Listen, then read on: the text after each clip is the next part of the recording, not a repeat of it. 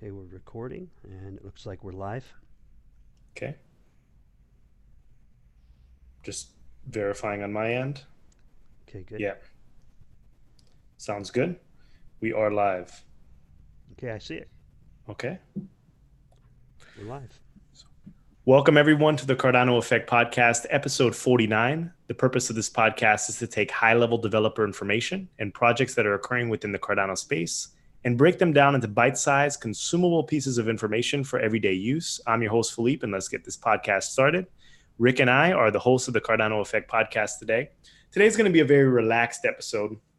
There's not too much stuff that happened, or too many newsworthy events that happened this week. A couple big ones that we're going to be going over for most of the time, but that's pretty much going to constitute this episode. I want to thank everyone for joining us. It is Saturday evening where we are, well, early evening. And if you're tuning in, thank you. I know it's a Saturday evening, so I don't know if there are going to be a lot of people in this room, especially the people in other time zones, in the European time zones and the Asian time zones. So we appreciate you joining us. For all those that are, it's a little bit earlier in the day, for those on the West Coast, thanks for tuning in. We appreciate you. We hope that everyone had a great week. Markets have been a little bit rough this week. There was a huge Bitcoin drop, followed by altcoin decimation once again. So it seems like we've been ranging in that 3 to 5 cent range for the past few months. So that hasn't been fun. It hasn't been fun. It's been stressful, but if we've made it this far, we're going to continue making it to the next stage. And, I'm going to pass this over to Rick real quick, but I want to say that none of what we say on this podcast is financial advice. Remember, you are your best financial advisor. And if you don't think you are, you need to find someone who's qualified to do so. So without further ado, I know we have a fun episode planned today. Rick, how are you doing today? What's going on? What's happening? Hey, Philippe, doing well, thanks. I was a little bit ill this morning, and that's why we had a late start today, so I apologize for that. But we're here, up and running. Happy birthday, Cardano. Happy birthday, Ada. Yes. I thought the precise birthday was on September 29th, but it's, I guess, September 28th. I thought the first block was on the 29th. But yeah, hey, 28th, that's the official anniversary day. I want to give a shout out to IOHK, the sponsor for our podcast. Thank you all very much for sponsoring us. We very much appreciate it. I would also like to remind new viewers that this podcast is available on Google Play Music, iHeart, SoundCloud, Spotify, and all of your favorite streaming apps. We're on everything, all right? Yeah, we're on all the different apps. And this is Ada's birthday, right? Got a little special thing going on here, all right? Yeah. Let me see if I can do this. This is going to be funny. Yeah, this is going to be funny. How to get my torch going. Okay. Happy birthday, Ada. We can't sing the happy birthday song.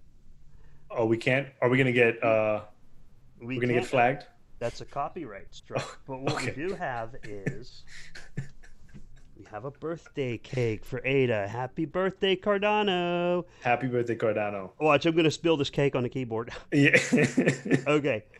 Take us through this thought process. Take us through what happened, Rick. Okay, can you see the cake? It says Charles Shoe. That's Charles Shoe right there. Ah, the 2 fell over. The 2 fell over. The number 2 fell over. Okay, I knew something was going to fall over, man. Gravity wins. You cannot beat gravity. Yeah. All right. So I've got the here. Let me fix the 2. Watch, this is going to get worse. Yeah. This is going to end up like the 3 or 4 or 5 Stooges by the time I get done destroying this cake. All right. So we got the birthday cake because it's Cardano's birthday. Yes. We've got the A to A on the shoe. I don't want to put an NB on the shoe, right? So this morning there was an announcement that Cardano has a partnership with New Balance. Yes. So I got the cake with the shoe on it. But the whole reason I got the cake with the shoe on it isn't the New Balance thing. It's there was also an announcement that the Shelley will not go live on the mainnet until Q1 of 2020. Now that's shoe eating criteria. That's shoe eating criteria, isn't it, Philippe? Yes, it is. It is. It said it'll be out by, okay. And I said on a previous episode that if Charles has to eat his shoe, I'm going to help him eat it. Right? Never quit. Never give up. Yeah. Ever.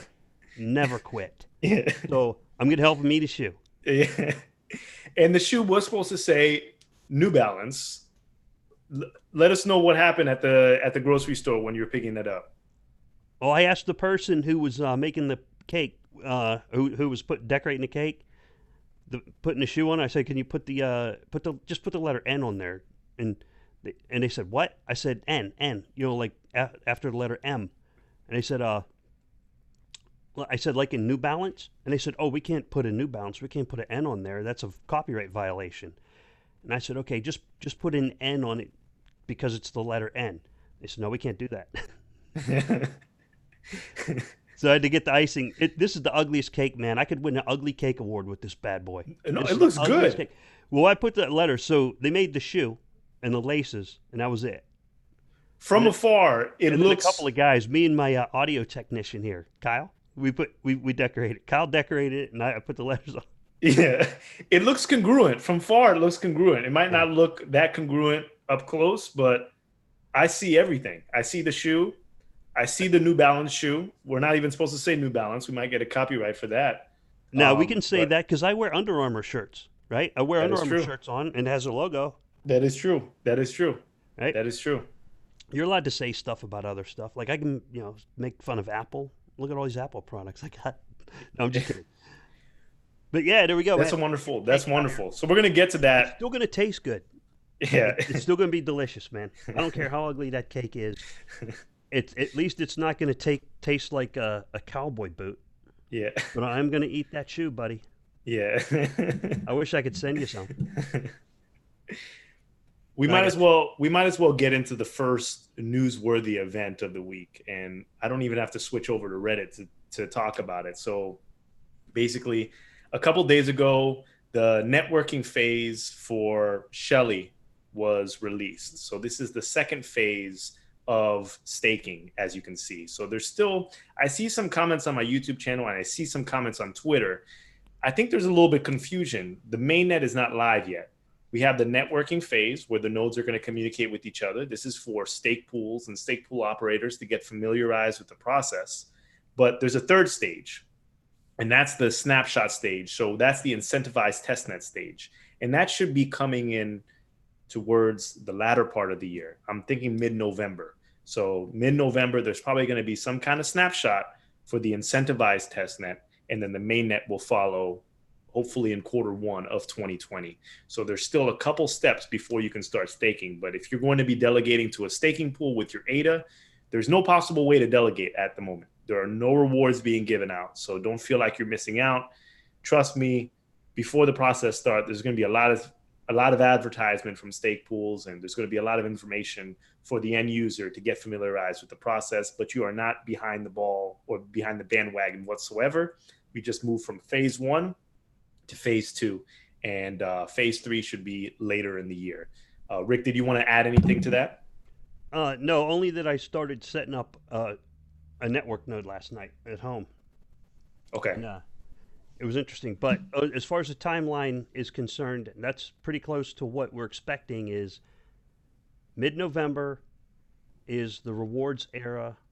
Sorry, what did you say it was, dude? I'm so tired. No, the incentive. The No, so incentivized incentivized version of the testnet yes, is in mid-November. Yep, yes, that was mid-November. it. Yes, And the networking side is out. Networking side is up and running. yes, I mean, it needs a lot of work. The documentation not perfect. So if you do want to build a networking testnet staking node, there is still work in progress on the documentation. You'll see it update throughout the day sometimes. yes, And there's no Nix install yet as of today. Samuel Leathers is probably going to work on a Nix install, but we don't know. It's a menu install and compile from a tar.gz file on Mac and Linux, and also the same version for Windows. You compile, well, you don't compile, you unzip it, you unpack it, then you configure it. And once you unpack it and configure it, then it'll be good to go. All right. yes. We have a couple questions that I wanted to jump to quickly Yeah, sure. in the chat. So the Elite Trans, everyone's saying happy birthday, Cardano. Hey, Quentin, how are you?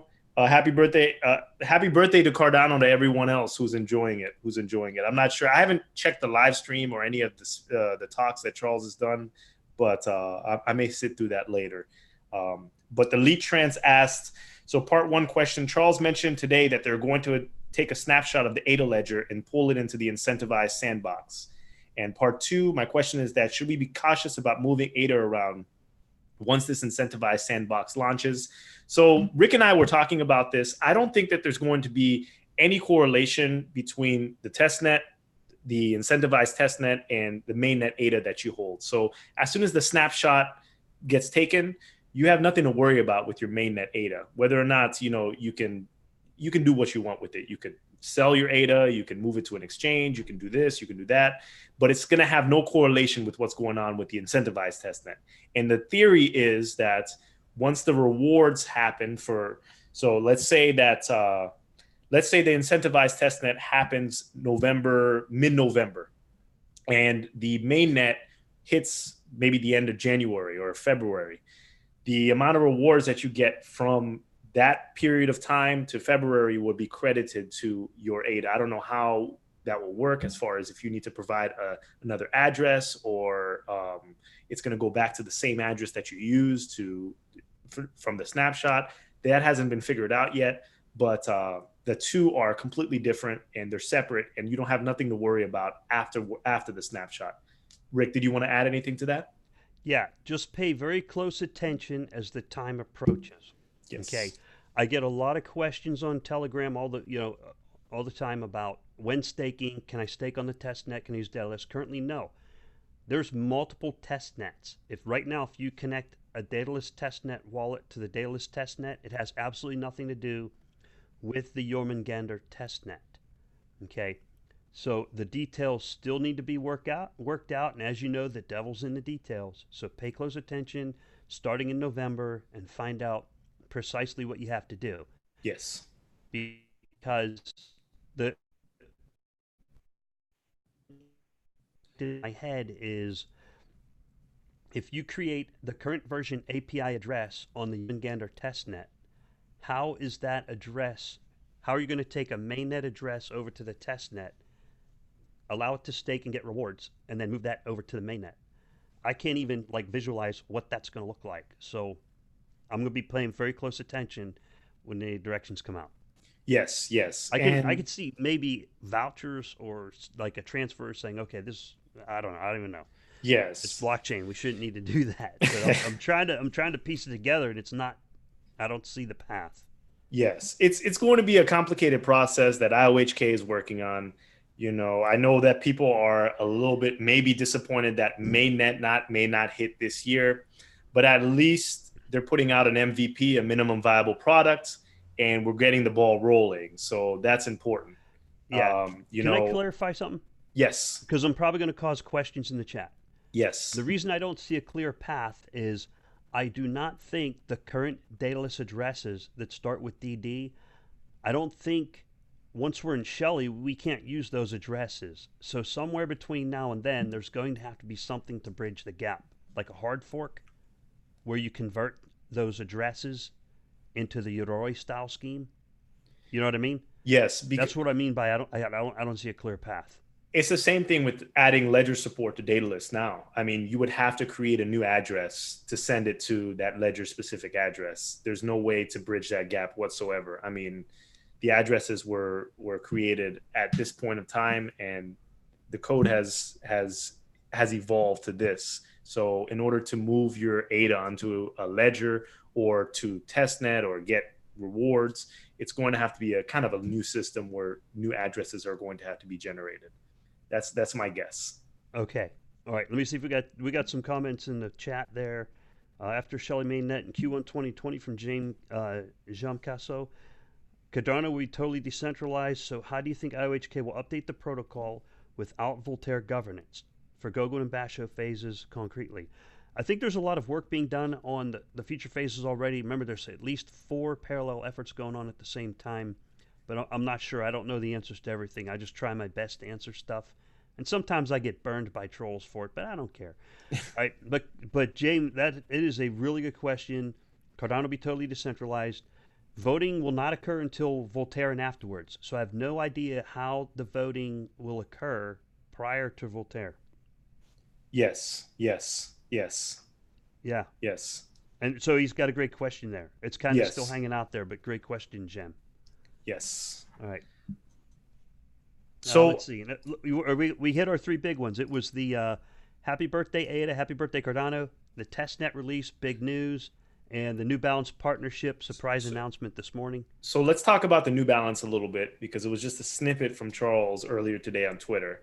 And basically, how I understood it, the sound was a little bit grainy, is that IOHK, or I'm assuming that it's going to be using some version of Cardano, or I don't know if it's going to be a project like Atala where IOHK is working with New Balance, or is this going to be working directly with ADA on the Cardano blockchain? Not sure yet. He said Cardano blockchain, but we can't speculate until more details come out.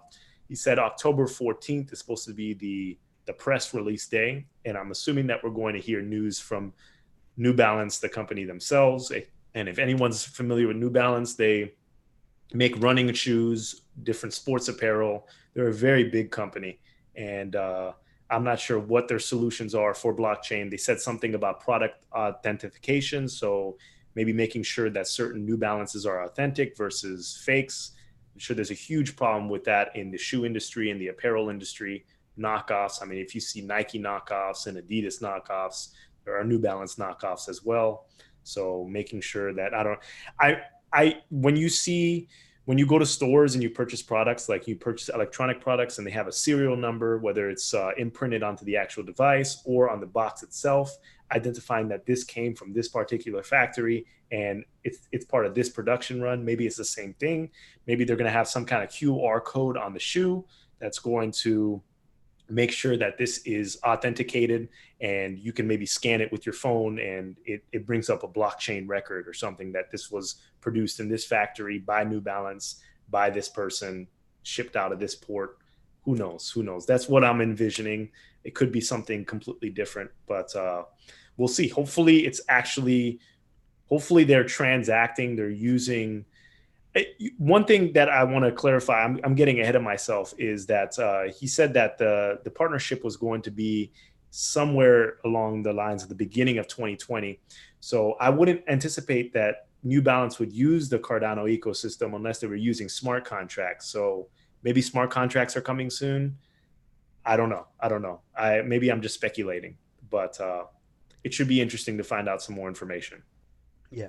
I think with the New Balance thing, I'm speculating that maybe they'll use like RFID tags and attach it to the shoe, where they put the little plastic hoop that holds something on the shoe. Maybe it's Yes. okay, because those are pretty cheap.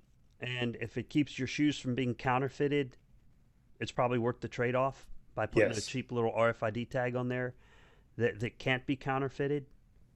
Yes. Like I'm thinking a Yes. QR code, they might be able to take a picture of that. I'm just thinking out loud. That's all. I'm just thinking out loud. They might be able to replicate that. But an RFID tag with a blockchain encoded something key. There's probably smart people out there that already got this figured out. But that's all I'm Yes. thinking. Yep. Yes, yes. It's a strange. I mean, whenever you hear of partnerships with certain companies and blockchain companies, you always try to speculate how is this going to affect the price. I mean, are they actually going to be using ADA? It's one thing if like New Balance opened up a portal on their website saying that you can buy certain shoes or you can buy certain apparel with ADA.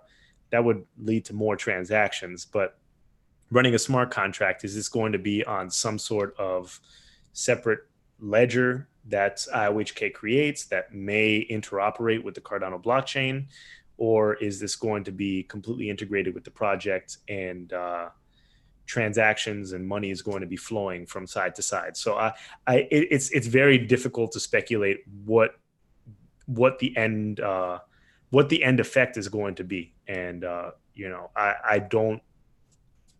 This is new stuff, so we're going to be exposed to it pretty soon, and we're going to be able to see, oh wow, partnering with apparel companies or product related companies and moving information from their blockchain, from their company to the blockchain, is actually going to increase the price of ADA by this and this reason. But we'll see. We will Yeah. see. I think you're right on touching on the smart contracts too. That might come into play because what I've seen this week so far in the news is there's these smart contracts on Ethereum that are just, they're problematic. They're not correct.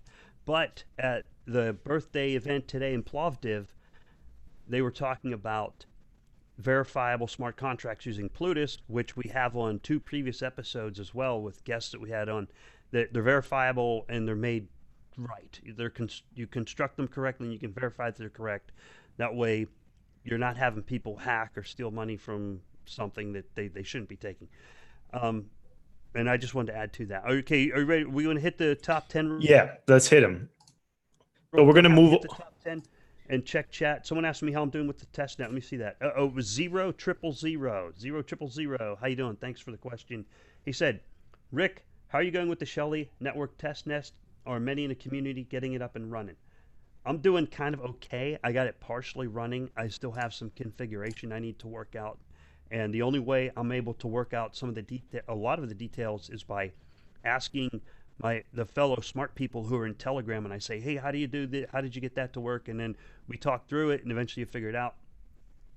So yeah, I'm still working. Mine's up and running. The node is counting. The only problem I have so far is that I'm not seeing the blocks increment once my node is up and running. It'll download the entire blockchain and hold. A couple other people saw that, but a lot of people got it working. It doesn't pause. So there's people who have it working. Yeah. I think they asked how many people. I saw a lot. I'd say 6 or 8 people active in chat last night. More than that. 10 people active in chat. There were up to possibly 200 connections in the middle of the day. That doesn't tell you how many people are running it. It only tells you how many connections the nodes are seeing from the IOHK perspective. Then later in the evening, it was down to 100 connections. So it was some number less than 100, but we do not know how many that was. There's people who are out there quietly bringing nodes online. Yes. On the testnet. Okay. So that's just an idea. It's something less than 100 as of late last night. Yes. Okay. Yes. Oh, yeah, I'm getting Greg, thank you. Greg said, Rick, try setting public address in the node config. I did try that once, and then I got a connection warning at boot, but I think you might be right. I'm going to give that a shot a little bit later tonight. Thank you, Greg. Yes. Reddit time? Reddit time. We did cover some things on Reddit already, but I'm on Reddit, so we're on the Cardano Reddit, sorted by top this week. Yes. And what's number 1 on our list? Charles Hoskinson. Looks like the Cardano network testnet is coming out today and tomorrow, and it did. Yes. I'll tweet the links when we officially announce. Thanks everyone for the hard work and happy testing. Yes. Yeah. And that was posted. That was posted by Reddit user Denny B 2010 2 days ago. Thank you, Denny. He posted the tweet from Charles. And we have the same tweet, official announcement of the network testnet. So as like I was saying before, this week it was all about the testnet and the shoe sponsorship. So a lot of repeat posts here, but everyone was very excited. But the third post, we can move down to the third post, and that was important. ADA was on Binance US, which is official, from Revs Johnson. So Binance, if you can remember, in the summer, they kicked out a lot of the US customers, all the US customers. And then they had this platform where they were going to call it Binance.us, and that was going to be US friendly for US investors. If you're a US citizen, you know that here in this country, we have some regulations when it comes to investing in crypto. It's not the easiest thing in the world, and regulation is not clear. So it's always an on and off switch with many different crypto projects. One day they're listed, one day they're removed. But having as many platforms to purchase ADA is important. I wanted to also say that while this is good news for some, it's not good news for everyone. Binance US still has restrictions for certain states, and those certain states are Alabama, Connecticut, Florida, Georgia, Hawaii, Idaho, Louisiana, New York, North Carolina, Texas, Vermont, and Washington. So if you're in the other, 40 or so states, you are good to go. But some states with some quite high populations are still restricted. So I still consider this very restrictive, and I'm in one of those states, so it means very little to me at this point, Binance US. But if you're in one of those lucky states, good for you, and take advantage of it. Yep. And also, you always have Bittrex and Kraken available. Kraken has Yes. direct ADA, and I buy ETH or something somewhere else, and I move it over to Bittrex and trade it because Yes. yeah, because it's fun. It's kind of like gambling. It's like, ooh, what can I get today? It's not financial advice. As a matter of fact, the opposite of financial advice. Whatever I say, do the opposite. Exactly. Exactly. Hey, Philippe, the only accurate prediction I ever made was 2 months ago. Someone asked me, you made Sideoff asked me to make a prediction on the market on crypto Twitter, and I said, yeah, it's going to go sideways for the next 3 months, and it'll be boring like watching paint dry. I was actually correct for once, ever. Oh, you were spot on. Spot on. It's moved up, moved down. I mean, it's right back to where it started a few months ago. So, Rick, you need to become one of those crypto Twitter personalities, those trading personalities. Oh God, Yeah. no! They know who I am. Yeah. I'll get arrested, man. I'll be in prison. I'll get a jail cell right next to John McAfee. Oh man. Oh man. Because they know me. Yeah. They'll be like, oh, it's that guy. No, the only thing I ever called right was going sideways. Oh, I think it's going up, so I buy some. Oh, it went down. Yeah. Oh, I think No, it's going to go down. I'm going to sell. It went up.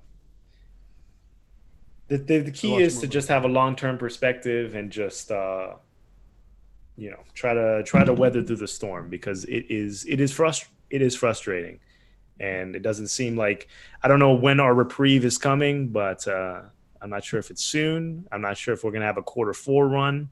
Hopefully we have a little bit of relief for buyers. Even it doesn't have to go up 10,000%, but hopefully we can climb above safe levels, double or triple in price from here. That would be good for everyone. I like the way you said that. Safe levels. Because right now we're in the we're in the how would you say it? I know I'm below my daily cost average right now. That's all I can say about that. I'm going to Yes. go back to Reddit. Thank you, Reddit user Rev Z Johnson, for Yes. posting that. And we got a big bravo from the team where Daniel posted the tweet. The next one is Shelley Testnet released after months of development. That's another one we already touched on. That was posted by Andix3. And yeah, so the Shelley Testnet is up and running for network technology. Rewards is yet to come. What was our next one? Let me just hit the next one because those two we'd already touched on. Yes. Yes. I And, want to. the next one is the network from Reddit user Vanderkant. Yes. Cardano I'm. takes the next step towards decentralized. Yeah, This is the Philippe, what's up? same. Yeah. This is the same. Everyone has been posting about the network debut. So I think these are the same articles, more or less regurgitated. Um, the problem I have with these articles is they lead to a lot of false information, because the title is Cardano takes the next step towards a decentralized future as Shelley Testnet makes its network debut. It gives the impression that the testnet is completely out and functional, which it's not. This is the network debut. So the word network should have probably been put before, so it's not so clickbaity, because people just read this quickly and say, oh, wow, the testnet is out. And then you get people that are commenting, oh, where do I stake my ADA? Do this, do that. Instead, it's the next stage of the testnet as we climb towards mainnet. So hopefully the titles can get a little bit less. I don't know. I feel like they can be a little bit Well, incorrect at times. that's why we're here to help process it. Um, into something that's maybe a little bit more accurate, but sometimes I'm not more accurate. Sometimes I screw it all up. But I will tell you, is the Shelley testnet network is working as far as it decentralized. I can see public IP addresses that are out there across the world. When I connected my node up, it was connected to Berlin, Tokyo, and Singapore. And there were 7 IP address connections total to the trusted nodes. But there are a lot of people who are working on that test net who've gotten connected to, they're connecting peer to peer. So people are on Telegram talking to each other and saying, hey, can I get your public IP address? Can you get mine? And then they'll get the staking certificate. They'll send the certificate and then connect. Or at Yeah. least that's where the current level of effort is getting the nodes connected. That's where we're at. Yes. Ouroboros protocol is running in the background. So the Yes. protocols are running. Now it's just a matter of getting that network piece, the peer discovery. That is the most important part. Currently, your wallets come up, they're federated, they go look at certain nodes, it's forced delegation, you know, and the Ouroboros protocol is running in the background. With now they're just taking that and putting in the peer discovery and getting that smoothed out on the test net. And So that's going to allow for decentralization. And as soon as we hit mainnet, I'm not sure how gradual the process will be, but if you were at the IOHK summit, they were talking about how it's going to be a gradual reduction from the federated nodes to the community nodes. So it's not going to be all at once, all the pools.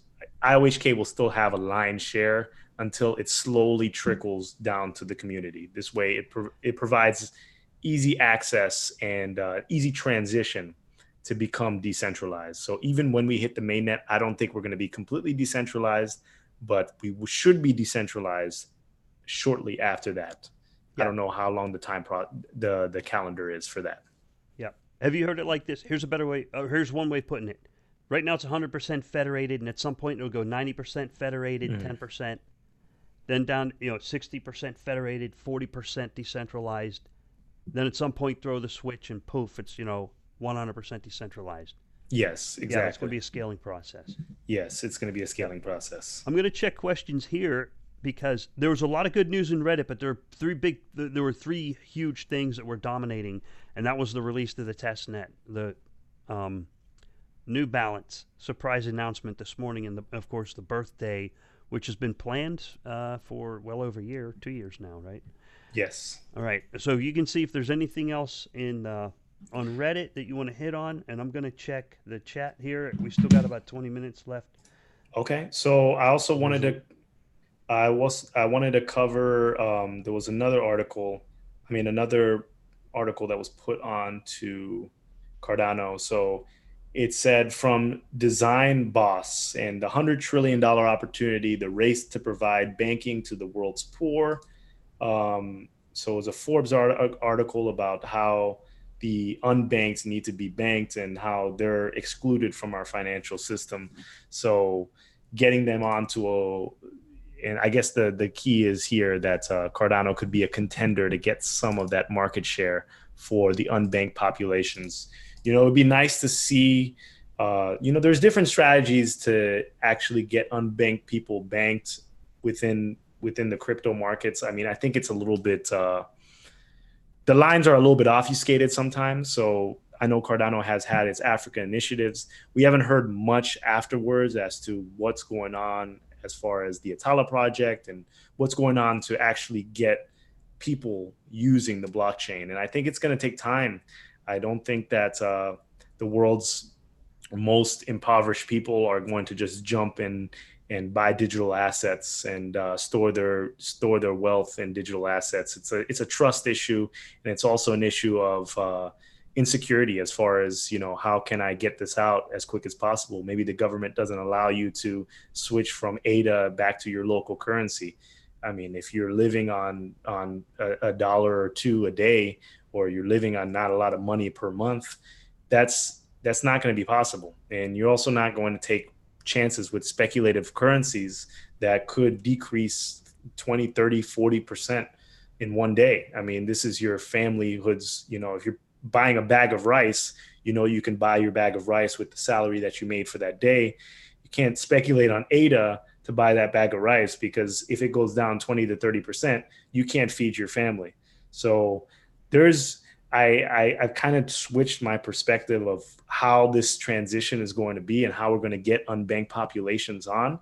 But until we hit that stage of interoperability, until we hit that stage of allowing people to bring whatever currencies that they have, or tokenizing their assets on the blockchain, or just creating a little more of a seamless route, whether that's through a stable coin or some kind of protocol that allows them to maximize their return and guarantee that they're not going to lose value, we're not getting on the unbanked population on blockchain. It's just not, see how tentative you are to make even additional investments with your money. I mean, most people here have lost a shit ton of money. Sorry for my language. in blockchain. And like, that you're in trouble from someone. You're hiding how much money you've actually invested in blockchain from someone, whether that be your partner or your parents or your siblings. You're hiding it from someone, the true pain or the true magnitude of what's happening. So imagine you living in a Western country doing that, and you're even tentative to invest even more money into it, even though you may still have a little bit more expendable income. Think about an impoverished person who's living on just the bare minimum. And sorry for that rant. That was pretty long-winded. No, so we do have to address the whole idea. I know people would love to see banking the unbanked. That's a great buzzword. How do you do it? Yeah. One step at a time, one little tiny thing at a time. It's going to take years. It's going to take years. It is. Because people don't trust it. I know people in the modern world, first world countries, they don't trust cryptocurrencies. I call them normal people. Okay, the normal people don't trust cryptocurrencies. Okay, I've got family members, and I tell it to them. I had them install an app and say, "Here, let's try it. So I'm going to show you how it works." And they're like, nah, really? Nah. Like, you can't convince them. You can't convince somebody when they say, "No, I don't have problem with that." Yeah.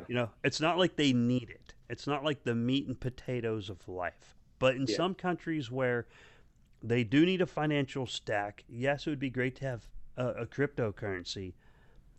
I don't plan on making bank off of a bunch of poor people. That's not my game plan. Yeah. My game plan is, I'm going to make bank because the technology wins. Yes. Because it's the right thing to do. You know what I mean? Yes. That's my game plan. It's like, which is the winning protocol? Yes. Which protocol is going to win? There's some really good ones out there, not just Cardano. Yeah. No, yes. Cardano's not the only project out there. Oh, yeah. It's not the only project, and it's not the only project moving, and there are projects moving quicker, there are projects moving slower. There are a lot of different protocols out there that are going to be offering solutions. And one thing that I do want to stress for Cardano is this idea of interoperability.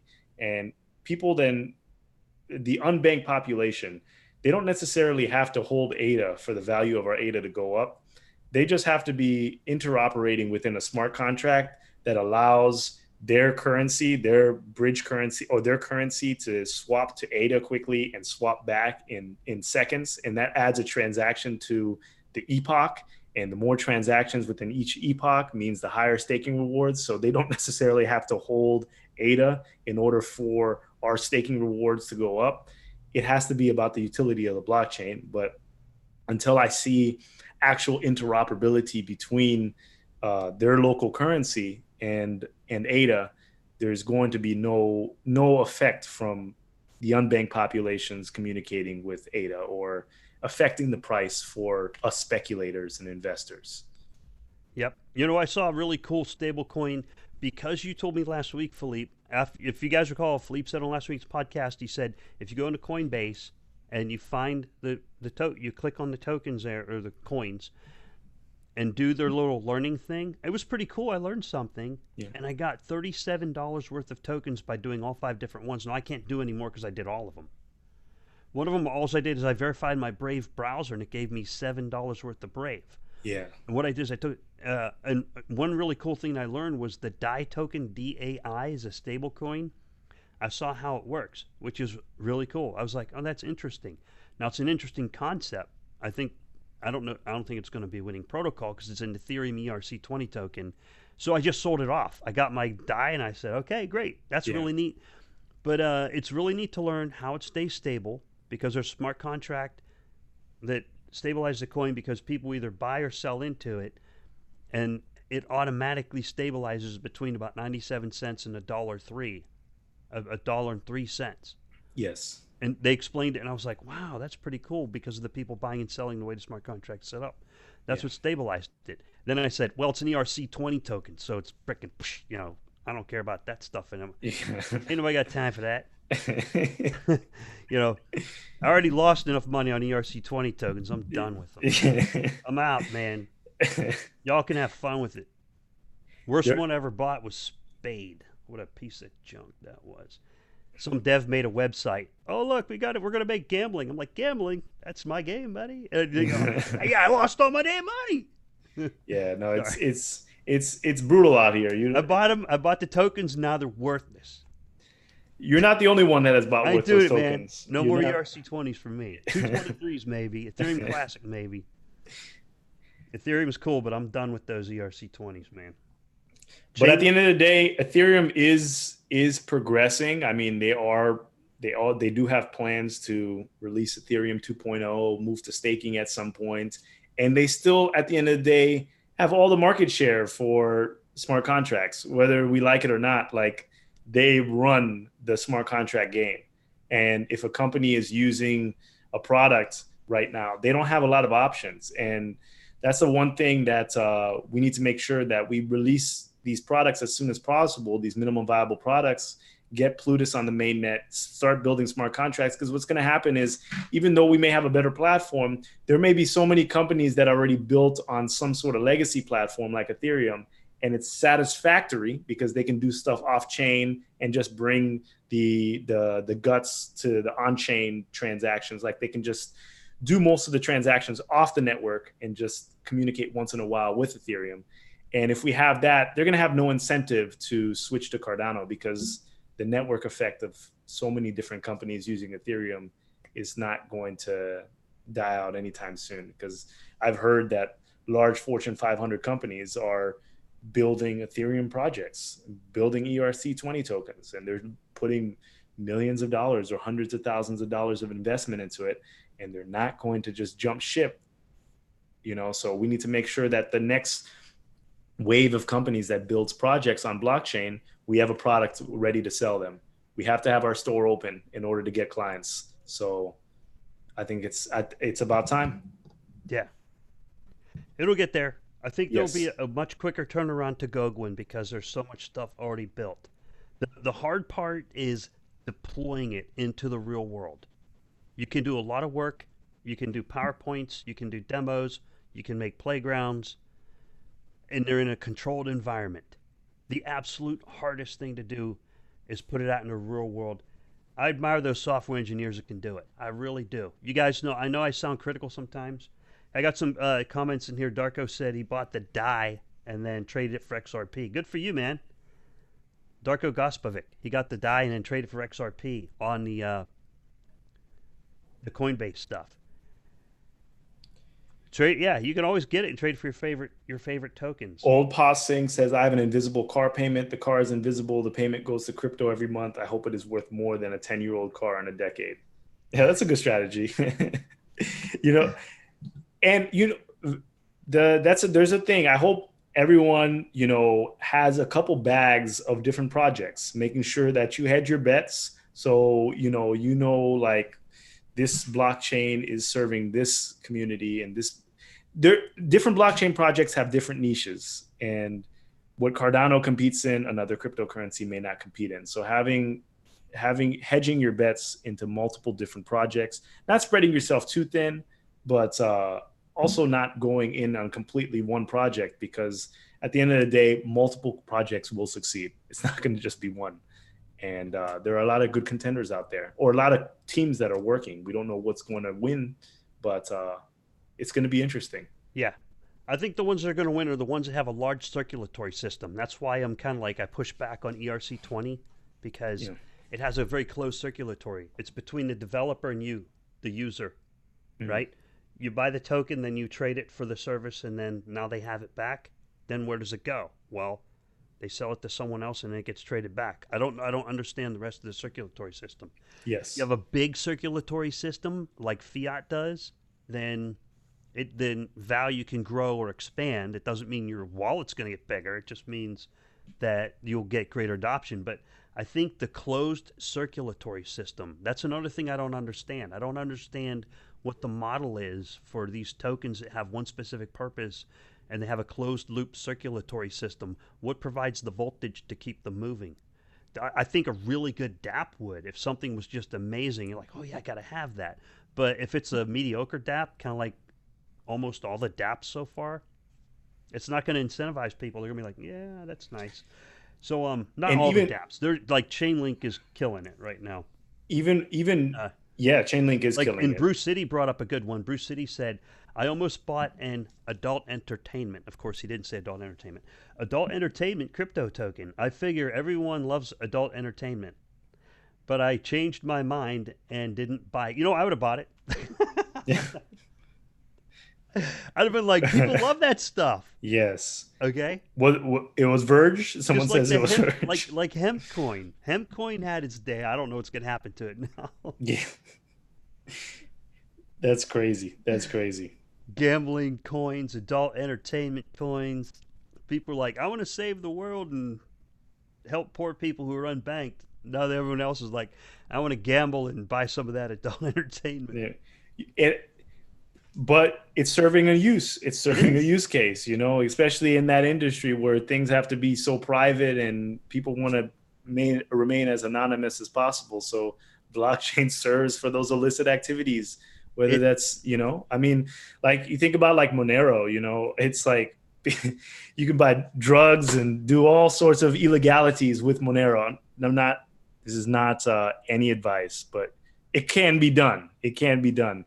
And it serves a purpose. There needs to be that market because people need to get whatever fixes that they need. And I'm a proponent for that. Go for it if you can. Yeah. Yeah, So. and Monero is a great example. Yeah, You can do anything you want with it. You could do international arms deals, although, okay, yeah, I know crypto gets beat up over stuff like that. But Monero's, there was a really funny meme on Monero where someone posted the top 100 rich list on Monero, and then it was just a bunch of question marks. Yeah, it was funny. If you guys got good memes, throw them out there on crypto Twitter. I love funny memes. I've been making memes making fun of the Bitcoin power consumption on Twitter. If you check out my Twitter, Richard McCracken without the E before the end, I make all those memes myself, and they're cheesy. They're kind of, you know, they're not cool memes, but one of them is Bitcoin is presently burning 53 terawatt hours per year, and Cardano is only going to use an estimated 60 kilowatt hours per year. I did a measurement on my node. Okay, last year, our proof of work miner burned 2,000 watts, and we got rid of it because you couldn't pay the electricity to keep up with it. 2,000 watts. I ran Yarmungandr and plugged it into the same meter, and it registered 8 watts. Okay. Yes. Okay. What's more power, 2,000 watts or 8 watts? I don't care if you're using renewable energy resources or a nuclear reactor, or we're on nuclear power here, or this is majority nuclear power. Yeah, it still costs more. It does. I'm on nuclear power. And you know, that's the cheapest power in the country, probably. Almost. It's a complete fallacy to think that even though renewable power, like that's an argument from BTC maximalists and BTC proof of work maximalists that everything is running on renewable power, which is incorrect. Most of it is on dirty, but most of it is running on coal and every other dirty source of energy that we have on this planet. I just even it today, China is 60% coal. Yeah. And then the other energy sources that aren't coal is like natural gas, and then some, and it's like 20%. Don't quote me on that. Okay? Yeah. Hydropower and renewables. I mean, the total might be 30% some of renewable source of energy. Yeah. They're not running on hydropower. I got a picture right there on my Twitter.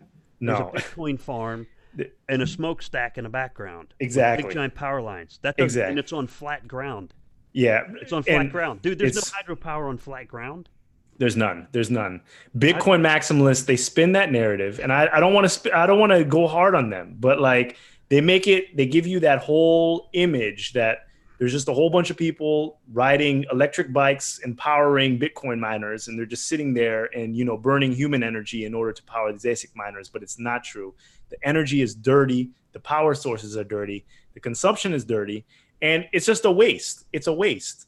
You know, that energy could otherwise be used somewhere else. Exactly. It's like, oh, I'm using it for Bitcoin mining because it's hydropower. Okay, well, that hydropower could just be used elsewhere. Yeah, exactly. For something more productive if you're running Cardano. Like powering the unbanked homes, you know, who don't have electricity, you know, so you're just going to be powering your Bitcoin transactions for what? And you did a visual comparing the energy usage of Visa, how many transactions Visa, I forgot what the visual was, but Yeah, I can pull up comparing on my Visa. Twitter. But you get Yeah. 100,000 Visa transactions, and it's a much lower power consumption for 1 Bitcoin worth of transaction. Yeah. I'm going, yeah. If Bitcoin were invented first before Visa, and then people invented Visa, people would be like, "Oh wow, whew, thank God we got Visa, that we Yeah. don't burn all that energy." No, I'm not Exactly. beating up Bitcoin, but I also have another comparison that shows an old computer and a new computer, and you can compare anything. It's simply Bitcoin is the old technology. That's all it is. Bitcoin is the older version, and Cardano and Stellar and XRP are newer versions, and EOS and all these other proof of stake are newer versions.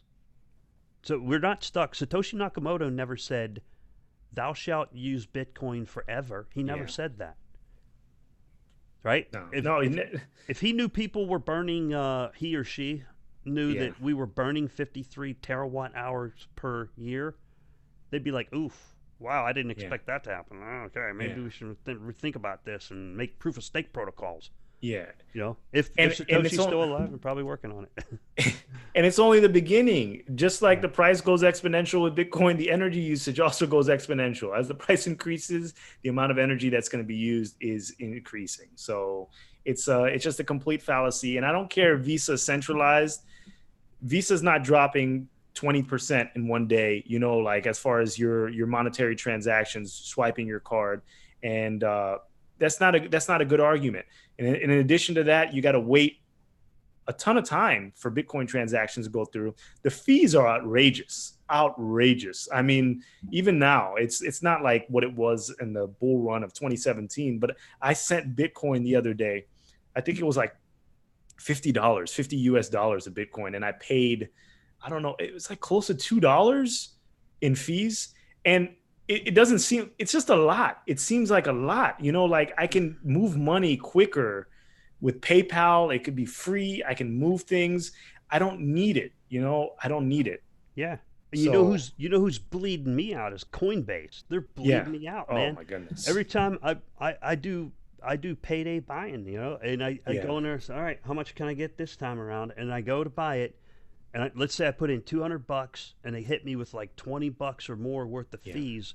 No one hits me with $20 worth of fees. I can get cash out of an ATM, for $2.75 every single time, Yeah. up to like either $300 or $1,000. But I buy $200 worth, and I get hit with a $20 fee, and I'm like, gee, cripes, man, these guys Yeah. are No. killing me. Yeah. No, they are. I don't. They are. Yeah, I started looking through it, and I was like, man, I got to. That counts against me, and Yeah. it's not on my Blockfolio either. Those fees that I've been paying to Coinbase, they're not on Blockfolio.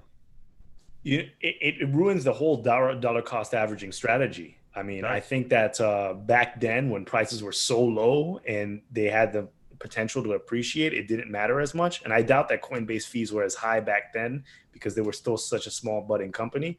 I remember I bought a little bit of crypto in 2013. So I have to check to see the fee comparison from then to now.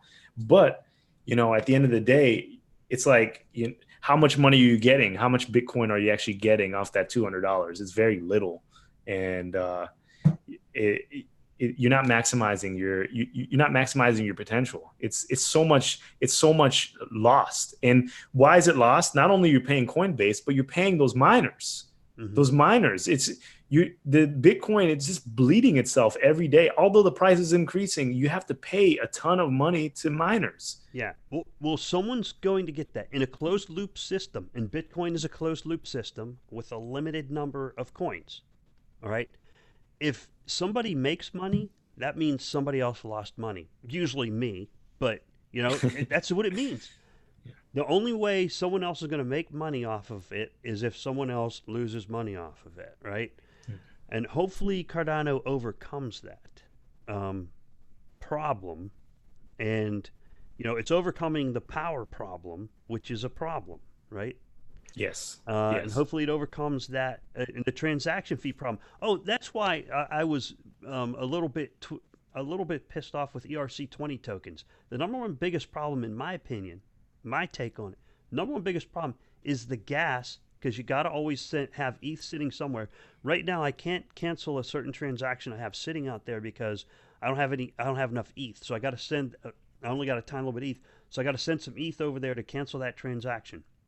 Okay, it's too complicated. You're not going to get people to buy their groceries with that kind of stuff. Yes. The ETH gas calculation, and the last time I did it, it said 21,000, and then I would use like 12 GWI, and the gas limit was set to 21,000. Now the gas limit was set to like 208,000, and I had to up it to like 17 GWI before the thing would allow it. And I'm like, yeah, this was fun to play with. It used, but not anymore. It's no longer fun to play with all those numbers. I'm like, nah, something has to happen. Definitely. I think ETH can do it. I think they can fix it. Yeah. I think they can fix it because there's a lot of smart people. It's just currently, you're not going to get mass adoption with all that complexity and all the tooling required for a regular person to make a regular transaction. Yes. It's too much. It's too much. Yes, it is too be much. Practical about it. Okay? At the end of the day, I think that Bitcoin is like the Hummer back in the day. You know, back in the day, the Hummer used to be such a popular car in the US. It was a symbol of wealth. It was a symbol of like you just not caring, like you just having disposable income just to burn as much gas as possible. While it was a cool looking vehicle, it wasn't economical. It didn't make sense to drive something that was getting such low gas mileage as your everyday vehicle. I mean, whether or not people in this chat get Lambos and cars that consume gas, but you're getting it for a particular reason. And that's understandable. But Hummer was supposed to be this everyday daily driver that burned a lot of gas, and that was really cool. And now when you see someone with a Hummer, it usually looks beat up. It looks like they didn't get a lot of trade-in value for it. You know, CarMax is only giving them, $500 to trade in their Hummer. I don't know. I mean, I think that's perspectives change, and put the money aside.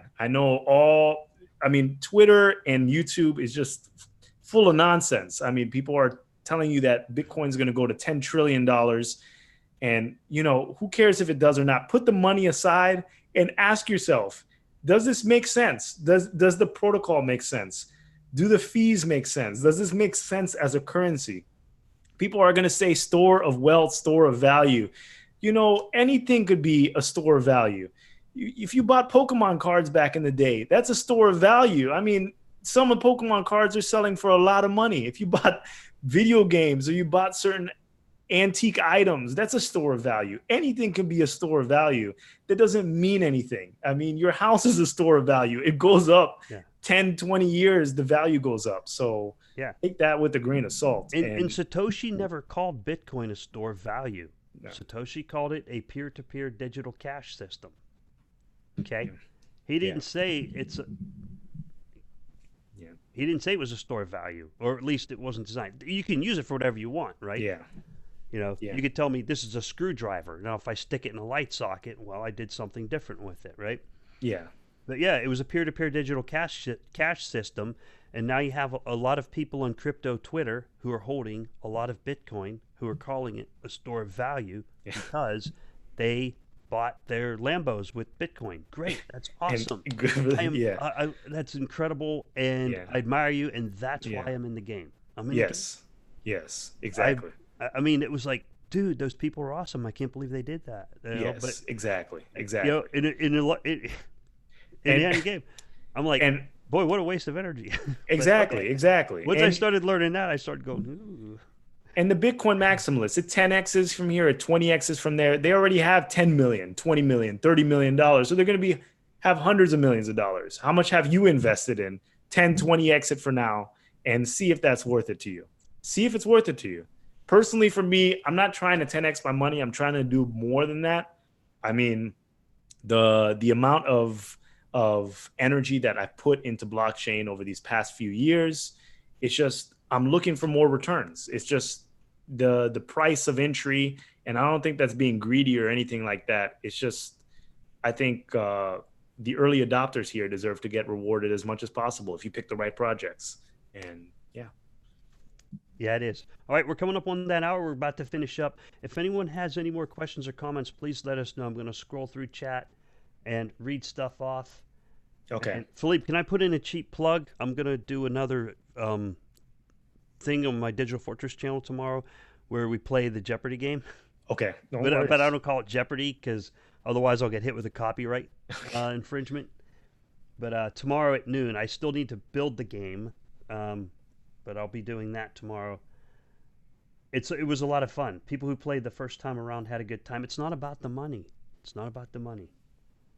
It was a lot of fun with questions.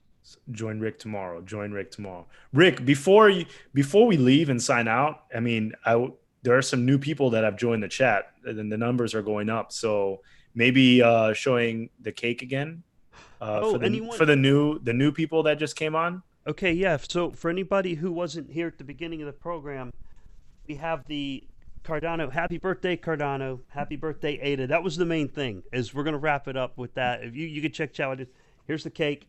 Now something's gonna fall over. It might be the number 2. It might be the entire cake. But there's the cake. It says Charles Shoe on it.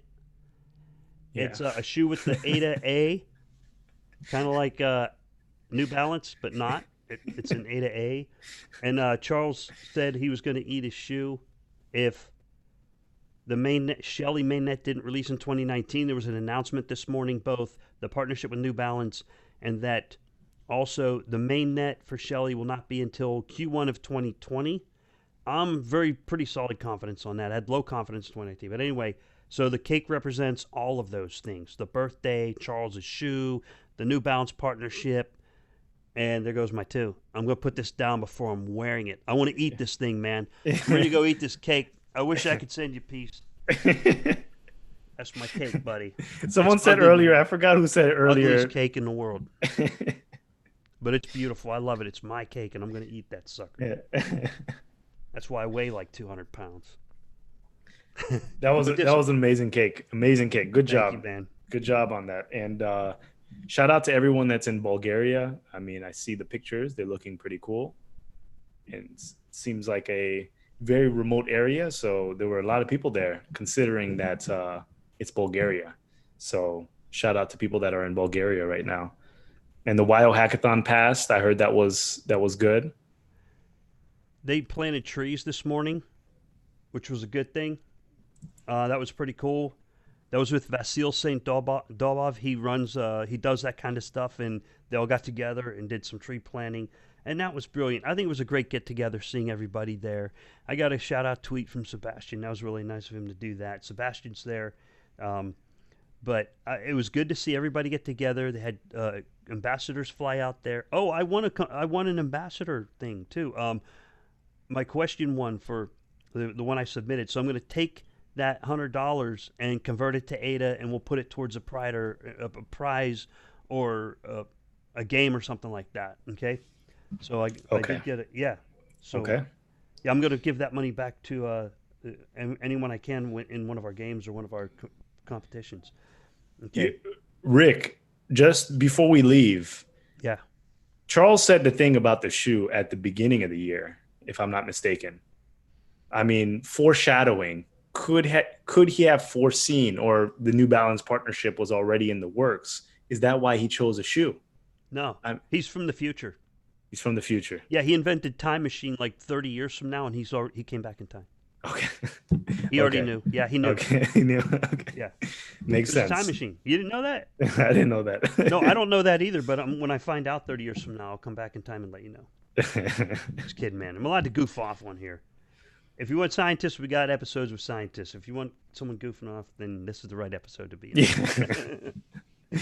All right. Hey, thanks everyone for joining me in the chat. Yeah. We got some speculation on ADA. Oh, 1 million ADA is a store of value from Andalib Rana. And yeah, I think 1 million ADA would be a combination. It would be both. You would have some sort of store of value, and you would also have some spending money and some staking money. Yes. We'll see how that goes. I got to tell you, I thought, Stellar started airdropping, and I thought it was going to make the price go down, but it didn't seem to affect it. It just stayed normal. I was like, wow, that's a lot to airdrop, but it didn't really hurt the price. It was normalish. It could have otherwise gone up, but I don't know that. No.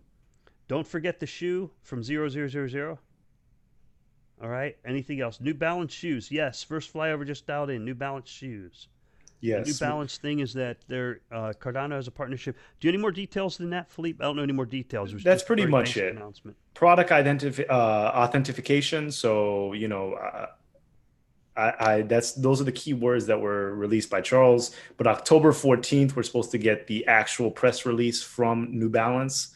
So I'm not sure if that's coming from New Balance or IOHK or both parties together. But we're going to have to wait for the official announcement to get more details. But it was pretty much like a 14-second clip from Bulgaria. The sound was very grainy, and Charles just announced that they have a partnership with New Balance, and they're going to be using the Cardano blockchain. So I'm not sure if that's going to be an Atala-like project or they're going to be directly interacting with ADA. Who knows? We were speculating at the beginning of this episode, but only time will tell, and the details will make themselves clear in a few weeks or a couple of weeks now. Yep, October 14th. I think by then we'll know a lot more. We'll have a lot more information coming out over the next week on all things Cardano, especially after this birthday party with everybody getting together in Plovdiv, Bulgaria. Yes. Plovdiv?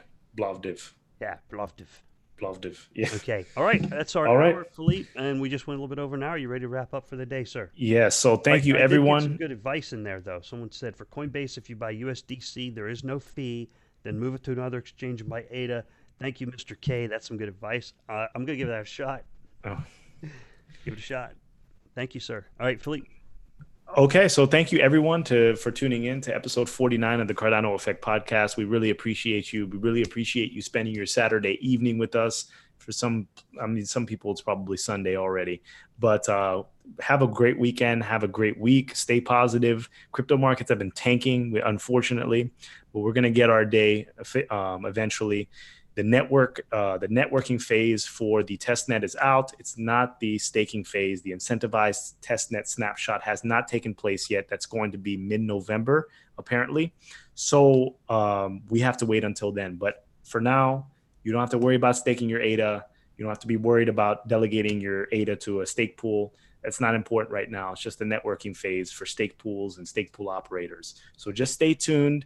There are going to be a lot of videos. We're going to do videos on this channel. We're going to be doing videos on our individual channels, Digital Fortress and the Phil PA channel. So just stay tuned, and we're here to answer your questions. Have a great weekend. We appreciate you. And until the next episode of the Cardano Effect podcast. Bye, everyone.